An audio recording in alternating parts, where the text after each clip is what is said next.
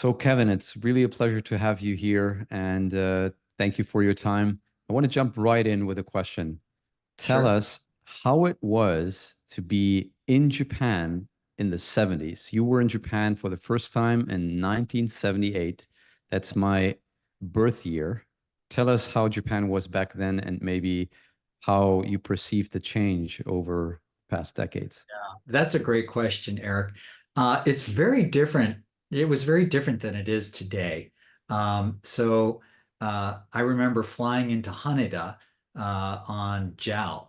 I take it back. It was a Pan Am flight that I had purchased for $500, and it was a one-time low price that actually was rescinded. The Japanese government complained at the low price, and yet and they said that they were going to have everyone, all the tickets had to be canceled and everything. And I was sweating because I didn't have much money. I just graduated college, and in any case, I got to Japan on a wing and a prayer. Flying to Haneda, I was met by an American whose teaching position I was going to be taking. And I boarded the Shinkansen, and we made our way down to Nagoya. And then from Nagoya, we switched to the local lines, and I got on a train bound for Okazaki, which is where I was for the first year.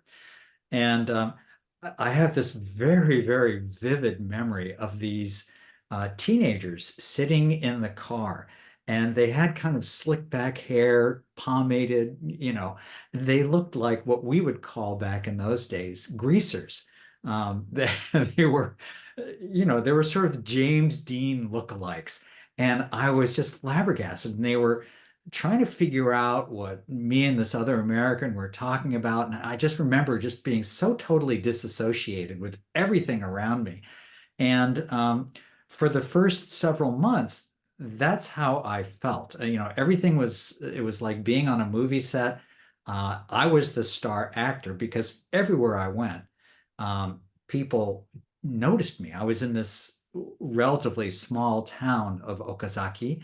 I was the only foreigner. Once this fellow left, I was the only foreigner for miles and miles and miles. And everywhere I went, I created a scene. Um, After the first couple of weeks, my Japanese was up to snuff, and I was able to understand the things people were saying around me. And I got an earful. Everywhere I went, people would say, "Ashi ga nagai da ne." Gaijin da, gaijin da. His legs are long. He's a foreigner. He's a foreigner. And the when I was younger, my hair was red, it's sort of blonde red, and my mustache was very red. And people would look at me and they just didn't know what to make of me. I'd hear women say, "Yeah, 色が違うんだね。どっちを染めるのか?" Which one does he dye? His hair or his mustache? So, I have all of these things going around me that it was fun. It was aggravating. Um, and it was a slice of life. For me, as a white American, it was the first time I was ever in the minority. And that was hugely, hugely informative to me. And remains that way. It was life altering. Um, you know, Americans in Japan at that time were very well thought of, and people would bend over backwards to be gracious. But there was nonetheless that feeling of being apart, being an other, um, and that that wall was never to be breached. You could never surmount that wall. Um, I have kind of a funny story. If you'll just indulge me for a minute, I was on a train going into Nagoya to do some shopping or something, and as I was coming back to Okazaki, there at one stop, a group of schoolgirls got on, and predictably, they're all talking about me and, oh, 足が長いだね、外人だよ, you know, 髪の毛が綺麗だね. So, they're saying, oh, his legs are long. He's a foreigner. Oh, his hair looks really nice. And one of the girls said to me, 彼は素敵だよ. And he's really handsome. And I turned around without thinking and I said, ah, arigatou gozaimasu. I said, oh, thank you very much. And the whole car just went up in in laughter. Everybody was just so amazed that I had understood what they would said and that I had put this girl in her place. And so as my stop was coming up soon, and the atmosphere in the car had subsided, we were sort of riding quietly. So it's my time to leave the car. I get up and the doors open and I stand blocking the traffic and I turn around and give the girl a very deep bow and thanked her very much. and uh, and the doors shut and you could hear it's like, yeah, everybody's going crazy. So that that in a nutshell is kind of what it was like then. I can't imagine that that would happen now. The Japanese have become more internationalized. Seeing foreigners is not such a big deal. They see foreign actors on TV, whereas back then it was still fairly rare. Yeah, so that's really an amazing experience, and I can relate so much because although I was in Japan around 20 years later in 1996, um, on a high school exchange, nevertheless, I was in a more rural area of the prefecture of Aichi, Right. and I was the first exchange student in a Japanese public high school surrounded by rice fields, Mm, where even the English teacher couldn't really communicate with me in English. mm, And or basically the English teacher was saying, you know what? Please take the textbook, stand in front and just read because you're reading 10 times better than I do. And I said, but I'm not a native. Uh, my native language is German. And he said, doesn't matter. It's still 10 times better than my English. yeah. So I do understand, and I could really relate when you were saying that you had this perception of being admired as a foreigner, but at the same time, the wall of not belonging or that distance that was always eminent, right? So it's like there was always um, something there that you'd say, yes, you feel like a movie star, but you feel like it can be also pretty lonely being a celebrity, right? Yeah, absolutely. Yeah. And that's a little bit how it felt like because you were the only, you didn't even have other celebrities. Maybe, I don't know, you had the other professor or you had some foreign friends. But in my case, and I see you're shaking your head, so you didn't. But in my case, it was like that there weren't um, many other. I mean, there were some exchange students uh, in my town or in the city I lived in, but not in my school. Yeah. So the day to day, I would see them maybe once a quarter or so for like some activity through the exchange program, but not in my school. So the day to day life was actually pretty lonely, especially in the first 3 months before establishing a bit more meaningful or deeper friendships, Mhm. where people looked behind the outer shell of the foreigner and looked, okay, there's also somebody that likes this or that likes to do that or likes to eat this and so on, and we're just opening up much more. But that took some time, and it was, again, I can understand. It sounds very fascinating, especially back then. In your case, it must have been even more difficult to communicate with your family or with home because Yeah. um, I mean, I remember in my case, it was just a fax on my birthday, for Christmas, and maybe one other occasion. And maybe Yes. Right. Maybe Now exactly a you're really fax. dating yourself. So I remember my nephew was actually, yeah, my niece was born um, right after I had arrived in Japan, and I had gotten a telegram. I had to go to the telegram office to receive it. So that's how long ago that you could communicate by telex. Faxes weren't a thing there. So when you were gone, you were really gone. And I've got to say that so I was what 21, 22 when I got to Japan. Um, I had studied Japanese. That was my major in college. People always ask me why. I said, I don't know. I just liked it. Um, there was no ulterior motive to it. I didn't have a crystal ball, and I didn't think that Japan was ever going to amount to anything because I grew up in the time when, cheap plastic toys were all made in Japan. It's sort of similar to made in China today. Um, and even that's changing. But I loved the language. It spoke to me in a way that resonated with the way that I learned, and more about that later if you like. But I had gotten there, and I just really enjoyed soaking in everything around me, and I had specifically put myself into that situation where I was going to be in a rural area.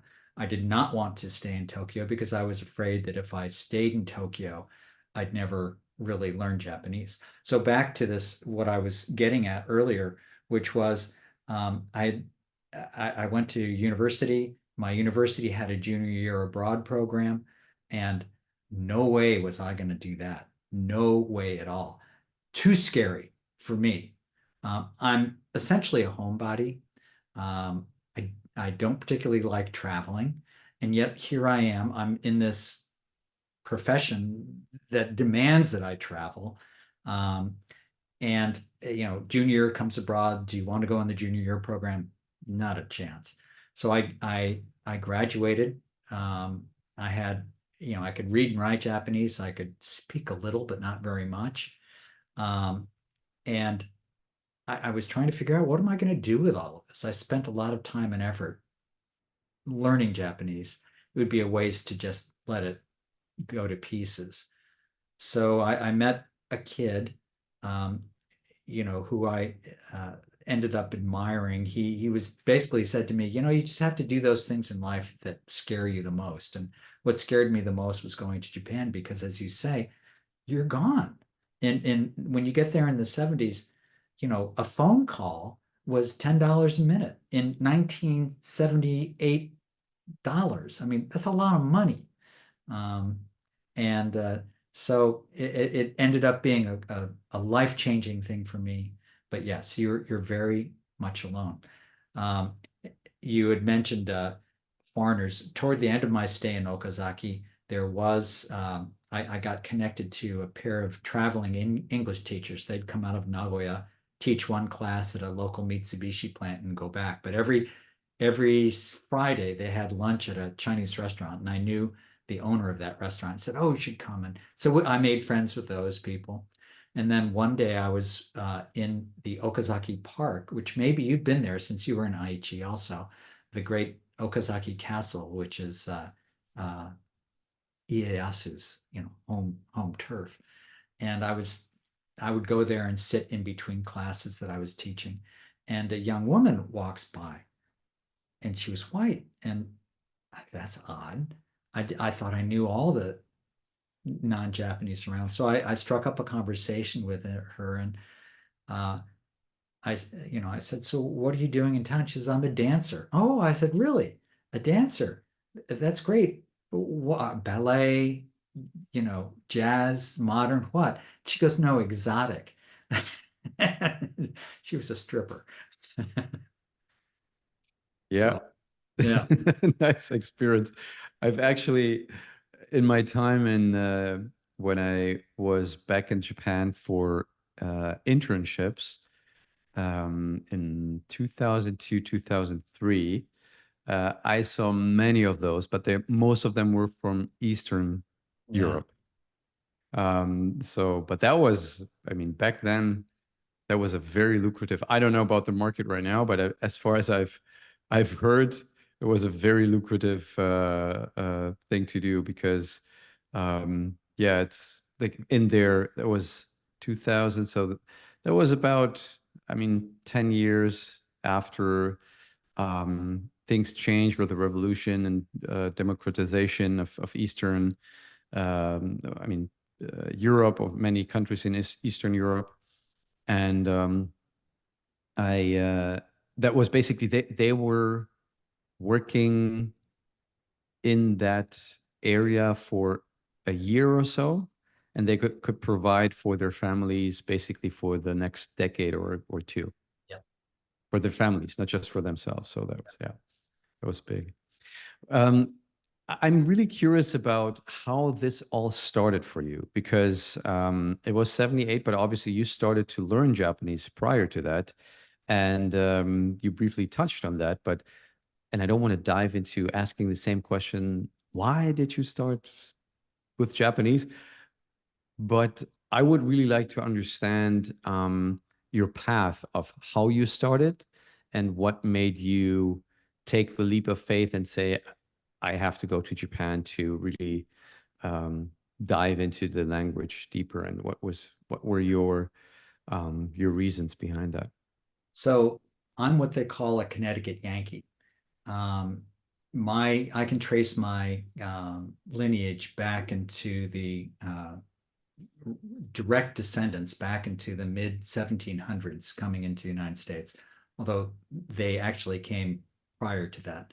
Um, and languages have always played a big part in my family. My grandfather, who I didn't know very well, um, he was orphaned at a young age. Both his parents died, one of tuberculosis, and I'm not sure what his mother died of.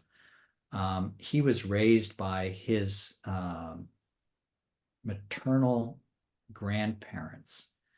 They were preachers for Dwight Moody, who was an evangelical out of Chicago, of all places, which is where I live now. And his base was Florence, Italy. And from Florence, he would travel through Northern Africa and preach the gospel. My grandfather grew up speaking Italian and English. So he was bilingual. And during both wars, he was an interpreter for the army. My dad was grew up during the Korean War. He became of age during the Korean War. And rather than get drafted, he enlisted in the Air Force. The Air Force sent him to university to study Russian. And once he got through that program, they sent him to Darmstadt, Germany, where he lived and monitored Russian broadcasts and on radio.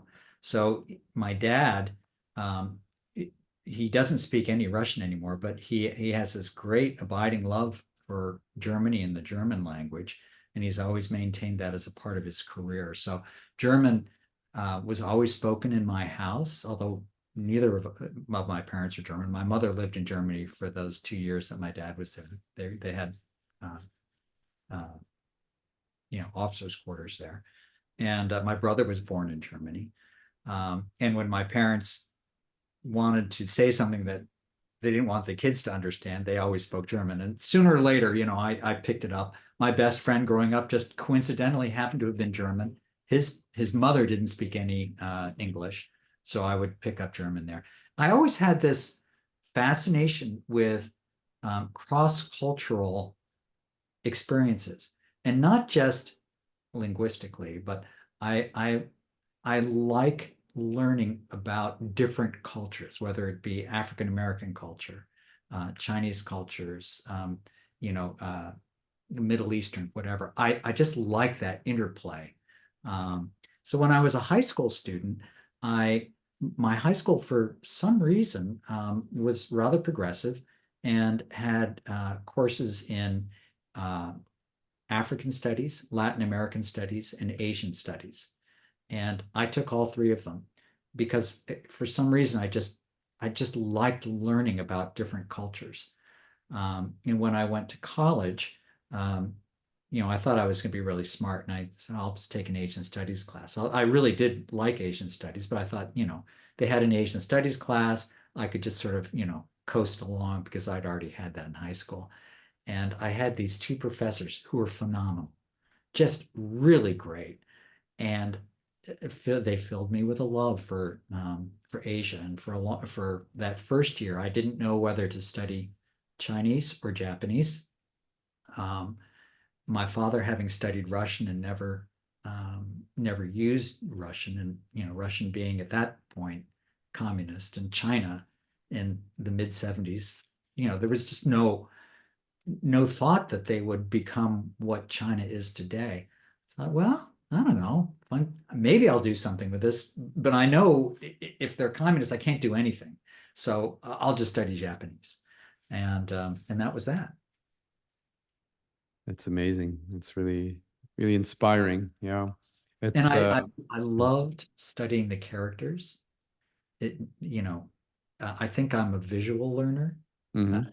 Having the characters makes a lot of, I don't know, it makes sense. I had trouble reading phonetically when I was a young student. Just never made sense to me. Would you say that living abroad has opened the door for your interest in cross-cultural things or communication? Was that the main factor? I would say that's the through line. So, Hmm. now almost almost 50 years later, um, it's what's kept me most interested in doing what I'm doing. I Hmm. love sitting on a train and talking to somebody that I don't know in a language that is not my native language, Yes. learning Mhm. about them, finding out about their life. Um, and, I like that being in America too. We're a very diverse culture. You can learn about Spanish speakers, people who come from different nations, Eastern European emigres, etc. I just like that. Yes. To me, Mhm. it opens my mind to different thoughts and possibilities. Yes. I saw some parallels. I was just while you were explaining your journey and your interest in cross-cultural communication and then Asian languages and Asian culture. I just thought where everything started for me. And I think the biggest impact for me was that my father, he was fluent in French, he knew some English, um, grew up in Romania, but with German ancestry, and um, his mom was German speaking, so he also spoke German. And whenever we would travel on, so that was his thing on summer vacation. Whenever I had summer vacation, we would travel to an island within Europe, any Mm. island, be it in Greece, be it in France, be it in Spain, but we would pick an island, be it in Croatia. We would always pick an island and we would go there. And it would always amaze me that I don't know how he did it. Never really had the chance to ask him before he passed. Um, he would always speak a couple of sentences of the language to find out where the best local restaurant was. So I never, I never missed it, but I never was in the like touristy places where everybody went. Yeah. So we would always, the one thing I remember where I was really upset and crying is that he made me and my mom walk in the sun of like Spanish islands. I still remember it. We didn't have a car. We were walking for 2 hours um, to God knows where, because it was like an empty street. There was just like a desert street, like walking through Arizona. That's how it felt to me, at least. Might have been different, but when I back then I was 7 or 8 years old. just to arrive at like a lonely cottage where like only local fishermen would be, and that's where he wanted to eat. So that's how he took it. And he would communicate somehow with the people, and they'd love him because he'd make jokes, and we'd get like free wine and food. And I still remember that they were so happy to see someone speak their language, like we're trying. Yeah. And that, I think, like in the moment, it wasn't like really something that I was like, okay, that's how it is. But then obviously when you start to identify your own interests, that certainly was some subconscious Sure. influence there that I said, okay, It's so impressive to yes, watch your parents do that. And it becomes a part of you. yes. So that was How did your father get fluent in French? um that's a good question. He was he would always, it was interesting. It was back in the days in Romania. He already studied French in Romania. And back in the days in Romania, um, I think because of the involvement of Romania also in the Second World War, it was more with like there was a connection to Nazi Germany back then. Um, I think after the Soviet Union came into Romania, it was still a bit um, the the impression to like was there like if you start learning English, it would be more suspicious towards you having some connection to Mm, the West, uh, as if it was French. French was still like a very like a cultural language back then. That's very like poetic and cultural.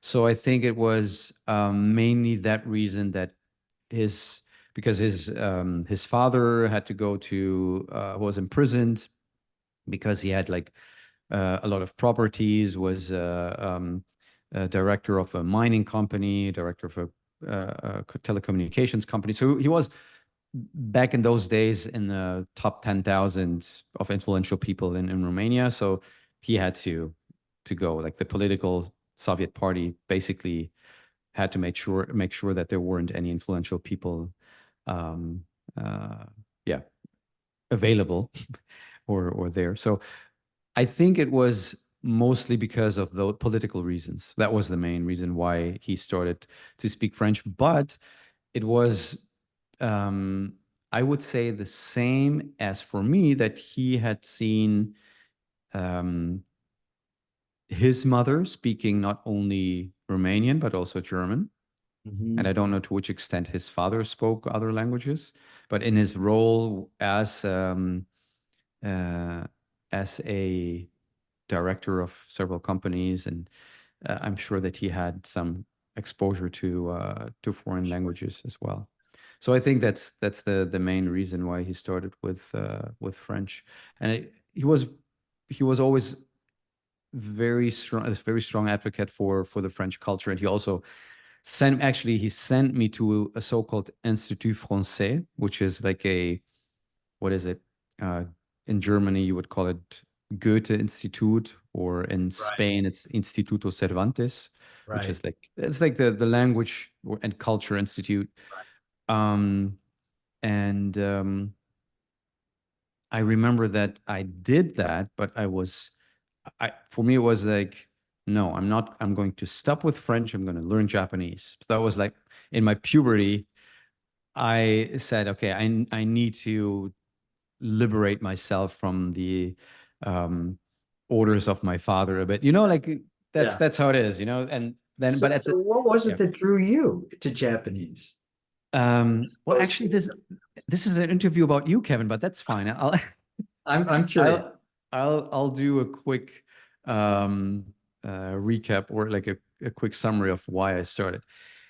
The main reason was because my father always made sure that I went to um, experiences that were not only with the family. So we wouldn't just go to island. When I was old enough, he kind of convinced, my mom wasn't that convinced about it, but he said he needs to go to a youth camp. He needs to make experience. It wasn't like Boy Scout or anything like it. It was like an international youth camp in Germany back in the days under the YMCA logo. So it was like and it wasn't just it wasn't young men, but it was called um, young for in German you can actually say Menschen, which is humans, so Young Humans Christian Association. And so I always, when I started with a computer club when I was 8 or 9 years old, and then there was the first youth camps, which were like over the weekend, and then it was like summer camp. But you would stay in cottages somewhere, like make campfires, do activities, like do hikes and things like that. It was just the excitement of being away from home for the first time for a full week and not seeing your parents. And they had a three nation camp um, in 1990. So that was when I was 12. And there were Americans, and right after the fall of the Soviet Union's Russians Mm. and Germans in one camp. So they Wow. made it like kind of a youth experience, like a peace. They wanted to make it a peace camp, like the big three nations. um, I don't remember. I think in the 90s, maybe Japan was already third largest uh, Uh, nation economically. But I think Russia was still pretty big Second, back then. they were second largest. In Yes, yes. yeah. Yeah. So I mean, US, Russia, and I don't know if third place was Germany or Japan, but anyway, Japan wasn't there as a country or anything in this three nation camp, but there was a participant that was from Japan in the American group.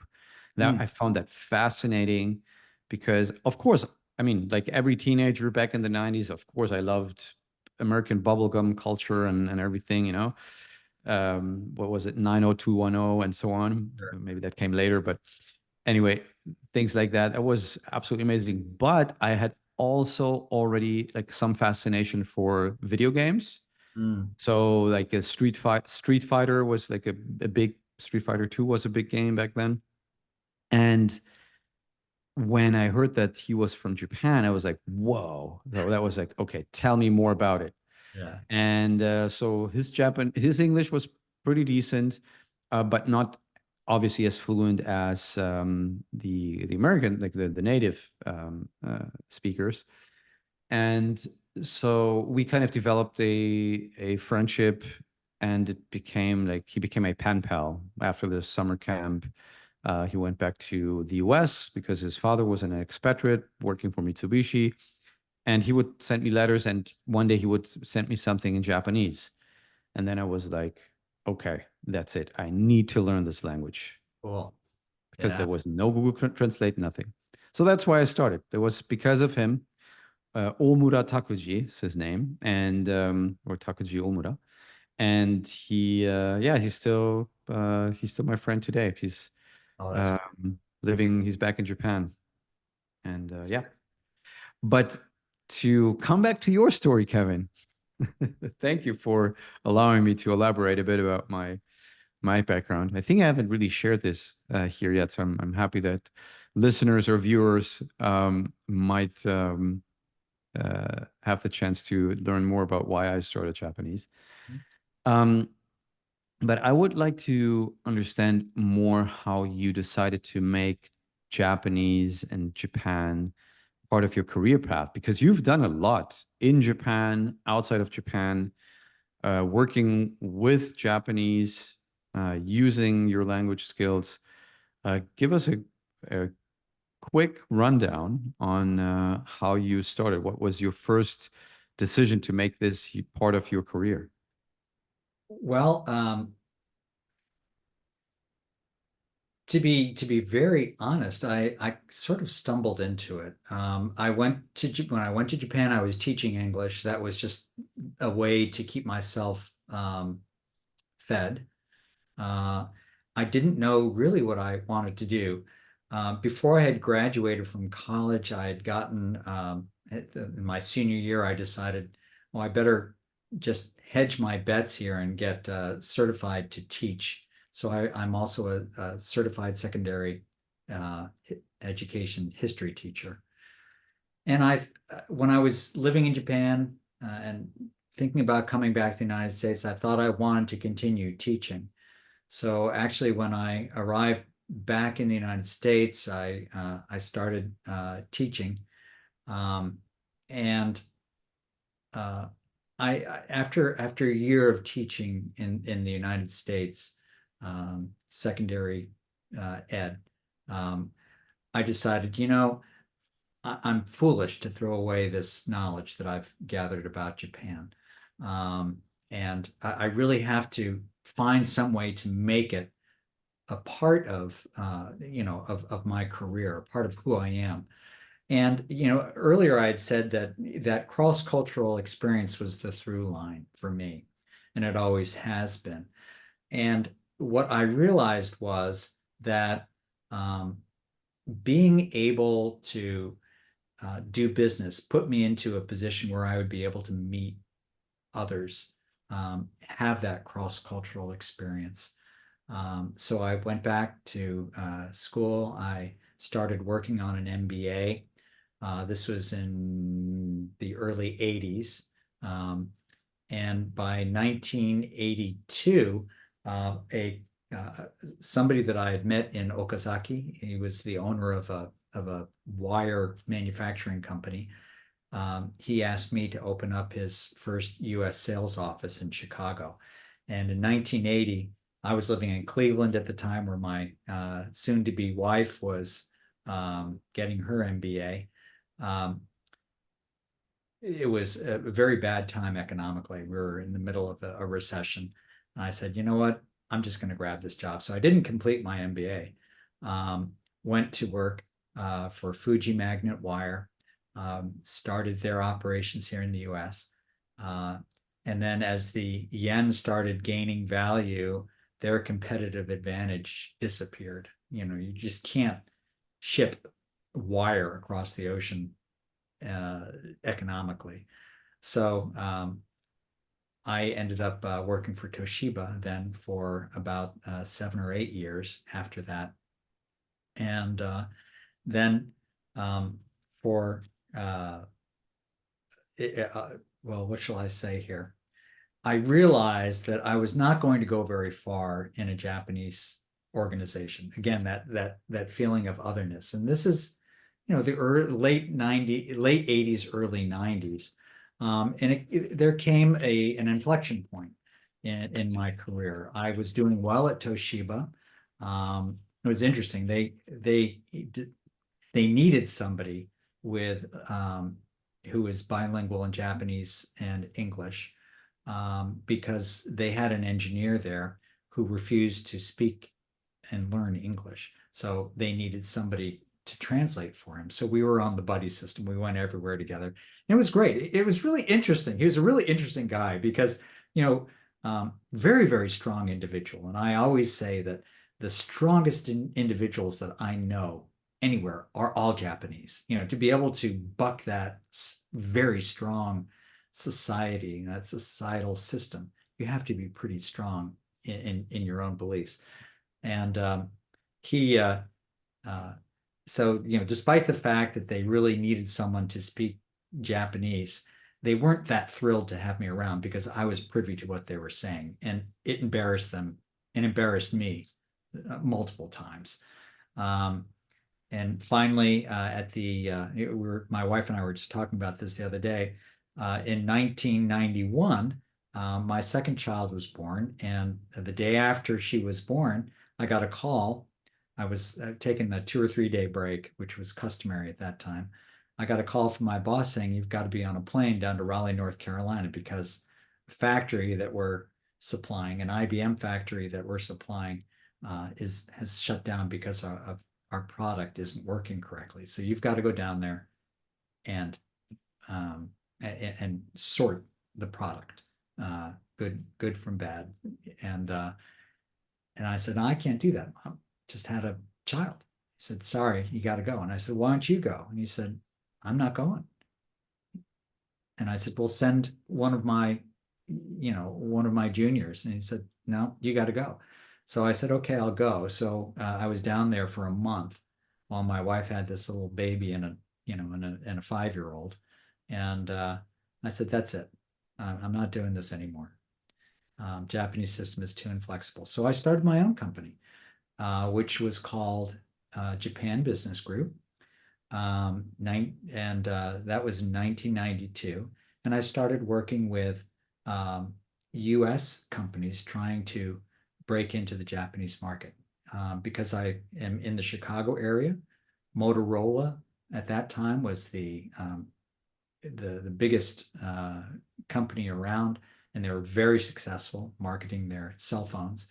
And their suppliers had developed products specifically for high frequency operation. So they were very unique, small, lightweight, high quality, and they had no way to get them into the hands of Japanese telecom manufacturers. So that's what I did. I picked off their suppliers, took them to Japan, and that's how I got started. And so your question is, how did I get started, in business? Again, it's this through line, being able to put myself in a situation where I can use my linguistic abilities to create some sort of cross-cultural event. And to me, that's what's interesting. Business is kind of interesting, but to me, what's really interesting is the human side of it. And to be able to say, to be able to bring two parties together who don't have a lot in common and get them to speak and get them to like each other and learn about each other. To me, that's what's always been interesting. Amazing, yeah. When you think about someone that is interested in maybe following a similar path like you and starting to work in a Japanese company, there are some. I just 2 days ago I talked with Kasha, Mm. who's doing her platform JapaneseJobs.com, I think. And I'm also, for example, since I've been at this at the University of Miami, where I'm lecturing, and at the speech contest here in the state of Florida, where there are many very impressive high school students and college students that really have a really like proficient level of Japanese, and they're really they're looking for how to work in Japan or work with Japanese companies. What, as a senpai, would you give them in terms of advice when pursuing that path? Because, and let me just add one thing, because I still remember how obsessed I was. I really wanted to work in a Japanese company, no matter what. And I remember to that day that in my college, I had a senpai that was saying, are you really sure that you want to do this? Just pick a foreign company in Japan. Don't pick a Japanese company in Japan. It's like, no. Like I was so stubborn. I still remember that. I really, really vividly remember that. But I just want to hear your take on that, at what advice you would give. Yeah, I think things have changed a lot. Um, when I went to work in Japan, the only thing that a foreigner could do was teach English. That was it. You could never hope to work in a corporation, but now demographics, I think, are very much in favor of these young um, kids who are proficient in Japanese, who have the desire and the ability to work in Japan. Um, so what I would say is don't rely solely on your linguistic skills. You need to have something else. Um, what I often say is if linguistics and software seem to have a good um, a compatible nature, right? Software, writing code is really not much more than learning a new language. So I would say learn to code, learn about software, get proficient in that as well as Japanese. And if it's not software, some other skill, technical skill that perhaps you can use to complement your Japanese and then start looking for jobs in Japan. Um, I'd say first start looking at subsidiaries in the United States and work your way back if you can. There are employment agencies that are looking for foreigners to work in Japan. You might want to do that. But the idea is that now with the the fact that Japan is an aging society, there aren't that many employees that are available. And I pick software because Japanese are notoriously bad at developing software. There's something I think about the culture that it's just too rigid, and to really be good at software, you have to be very flexible. So, and then that plus the fact that software is essentially a language, I think it makes for a good combination. Good point. Yeah. Yeah. And if you look back at yourself, no, not talking about somebody that wants to work in Japan or for a Japanese company, what advice would you give your younger self Hmm. on your path in regards to Japan, in regards to working in a Japanese corporation, starting your own business, just what you've shared with us about your background and your career path? What advice would you give yourself? Um, be patient.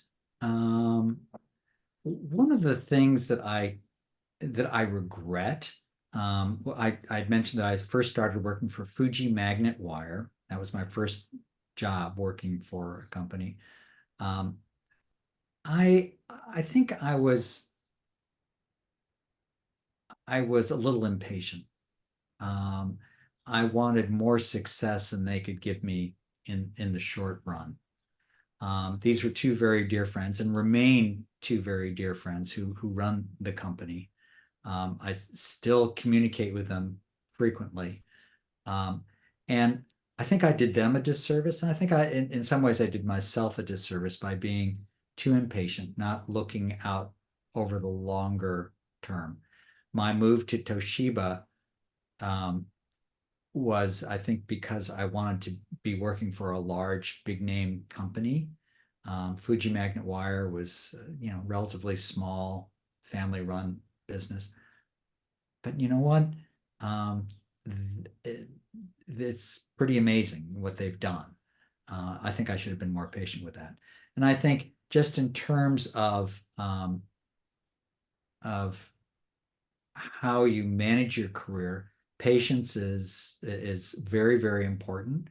I think taking a longer term view of your career, you may have momentary setbacks, but it's important to really have a goal and and then to work toward that goal. And in my case, it was really simply again this through line of trying to um, maximize uh, my contact with different cultures. That was so important to me. Um, so um, it's probably not very concrete and not something you can put your hands around, but looking back on it, I think that's what I'd tell my younger self. Be a little bit more patient. Hmm. Always a good virtue to have, patience, I think. Hmm. I have two more questions. Yeah. And now you gave advice to people that want to work in Japan or with Japanese corporations. You gave advice to your younger self in terms of patience. What about advice for somebody that runs a company and wants to do more business with Japan? Ah, What advice would you give them? I know there are different areas, but just from your personal experience, also working as a consultant and working with several businesses that want to expand to Japan, what would you give as a, I don't know, can be just one thing, can be top three things. What advice would you give? right. Well, I think this is the subject really of another podcast because, boy, I tell you, it's not just one thing. It's not even just three things. It's a lot of things. But if I were to distill it down, um, obviously the product has to be top notch. Your quality has to be, spectacular. There's no question about that. Um, the Japanese require nothing but the best. They also require that at a reasonable cost. They're not going to pay more for quality just because it's quality. So you have to be not only patient in developing these relationships and seeking out your potential business partners in Japan, but um, you also have to be efficient in how you are working um, and very conscious of um, how what value you are providing your Japanese customers. That value may not be just a lower cost. It could be reduced processes. It could be uh, any sort of uh, other benefit like a longer warranty, etc. Um, so you have to take a look at the you know your points of differentiation and really what is it that is making your product different from what else is available in Japan, and are those differences the things that your Japanese customer is even looking for? Um, and we all know again how really exacting Japanese customers are, and you have to be very, very committed to meeting those expectations. So, in a nutshell, that's what I would say. And to do this effectively, you have to take a longer term view toward the Japanese market than you would any other market in the world. Um, Japan is like a small little village. And you don't get into that village unless you know somebody and start building up a reputation. Everybody talks, everybody knows each other. So you really do need to take a longer term perspective of market entry there than you would elsewhere. Thank you. Yeah, that makes sense. Sorry, it sounds like they're jackhammering outside my. No, that's fine. I don't hear anything. But we also already at the last question. At the last question, I want to want to ask the magic wand question that Tim Romero is asking in the Disrupt in Japan. I don't have the soothing voice of Tim Romero, but want to try to ask that question anyway. If you had a magic wand and you could change anything in regards to Japan, business, culture, language, whatever it might be, what would that be and why? Oh boy, that is a great question. Um, you've caught me by surprise, so I'm just going to give you my knee-jerk reaction. I'll probably think of a better response as soon as we sign off. But I I think that perhaps if I could wave my magic wand over Japan, what I'd say is what I'd want for them is to be more international. They've come an awful long way since 1978 when I first got there. You can walk down the street and not have somebody talk about how long your legs are.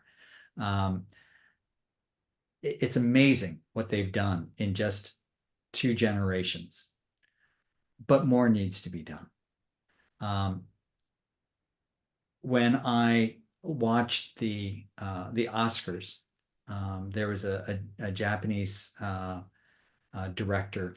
One of the Japanese films won an award, and the director and the producer came on. They could barely speak English, and um, not that everyone needs to speak English fluently, but boy, these guys are really struggling. And to be a part of the international community, I think English is really a huge skill, necessary skill that you have to have. And to get that far, I think you need to take that um, mindset of being international, being really wanting to be a part of the international community. And there's still that wall. We talked about that wall early in our conversation and how difficult it is to get over that wall. And that wall still remains much less high than it has in the past, but it really needs to come down more. I'm not saying that Japanese need to be um, Western.